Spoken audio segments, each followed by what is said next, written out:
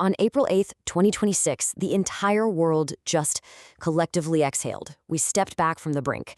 After a really brutal month of conflict that was threatening to just swallow the entire Middle East, a fragile 2-week ceasefire was declared between the US and Iran.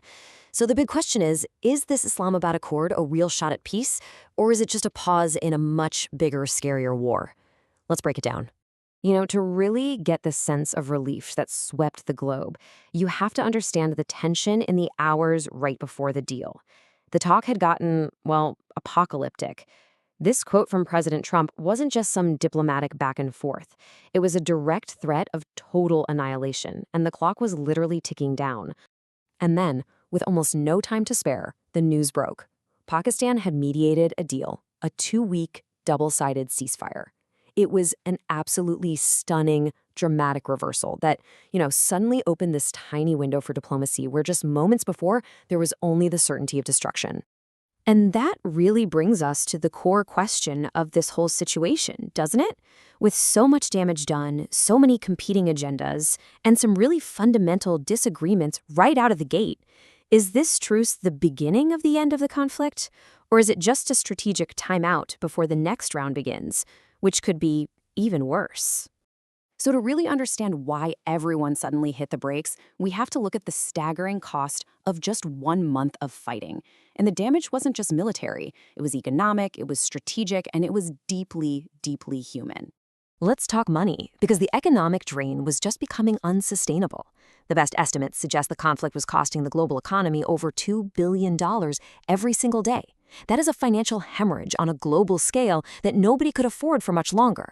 Now, this chart shows you the immediate pain point for pretty much everyone on the planet. When Iran blockaded the Strait of Hormuz, global oil prices shot up by 60%. And that's not some abstract number. That's you and me feeling it at the gas pump. It's higher heating bills. It stretched household budgets from Tokyo all the way to Texas.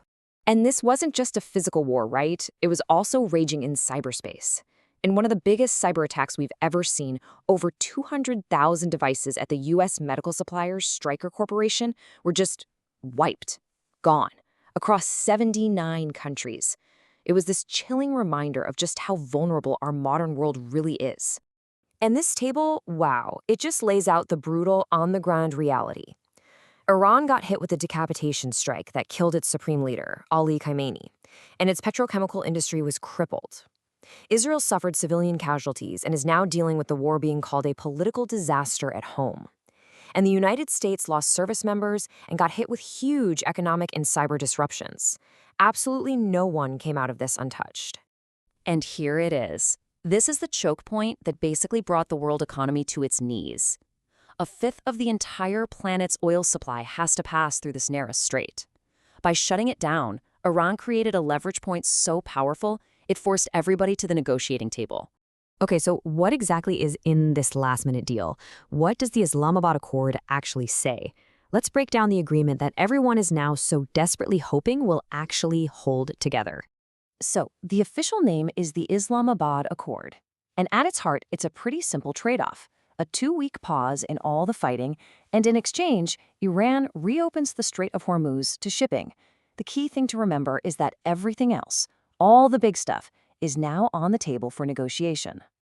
And those negotiations are going to start with Iran's 10-point proposal. As you can see, these are some huge asks. A total U.S. withdrawal, full recognition of its nuclear program, lifting all sanctions. It's what U.S. officials are calling a maximalist position. Now, it's probably not going to be accepted as is, but this is the starting point for the talks in Pakistan. And get this, here's a really controversial detail. As part of reopening the strait, Iran wants to charge ships a transit fee, up to $2 million per ship. They claim the money is for reconstruction, but it's also a clear power play, right? It's a way of asserting their control over this critical waterway. Okay, so that's the deal on paper. But now for the hard part. This whole accord is built on some pretty shaky ground, and there are deep cracks already showing. Let's look at the 5 biggest threats that could shatter this truce at any moment. All right, this one right here is probably the biggest landmine of them all. It's being called the Lebanon Gap. So Iran and the mediator, Pakistan, say the ceasefire is comprehensive. It includes Hezbollah in Lebanon. But Israel has explicitly stated the exact opposite, saying the deal does not include Lebanon and that they will continue military operations there. I mean, these aren't just different interpretations, they are two totally different realities. Yeah, so the start of this ceasefire was not very quiet. Within just a few hours, missile alerts were going off across the region. Officials are trying to downplay it, saying, it might take time for the stand-down orders to reach all the proxy forces. But then Iran itself comes out and says this truce does not signify the end of the war. So the big takeaway is the fighting hasn't actually stopped completely. And then you've got this huge question mark over the strait itself. Who is actually in control? Iran insists on its own military management. The U.S. says it will help with the traffic buildup. Now, these phrases might just sound like diplomatic talk, but they're masking a fundamental power struggle over who's really in charge of this choke point. One wrong move here could light the whole thing up again. And you just can't ignore the immense political pressure at home for these leaders. In Israel, Prime Minister Netanyahu is facing an absolute storm of criticism from his opposition. This quote from Yair Lapid calls the war a historic failure. That kind of pressure could force Netanyahu to take a much harder line, especially on the Lebanon issue. And it's not just in Israel. Over in the U.S., President Trump is dealing with his own political firestorm.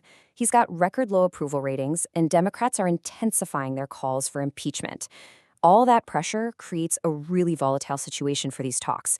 It could either push him toward making a deal he can sell as a win, or it could just lead to more unpredictability. So when you add all of this up, all these pressures, all these fractures in the agreement, all eyes are now on the next 48 hours. The clock is officially and very loudly ticking. Here's what to watch for immediately. The 2-week ceasefire kicked off today, April 8th, but the really big day is April 10th.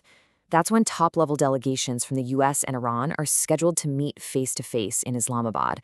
This is it. This is the first and maybe the most important test of whether this truce can actually become something real.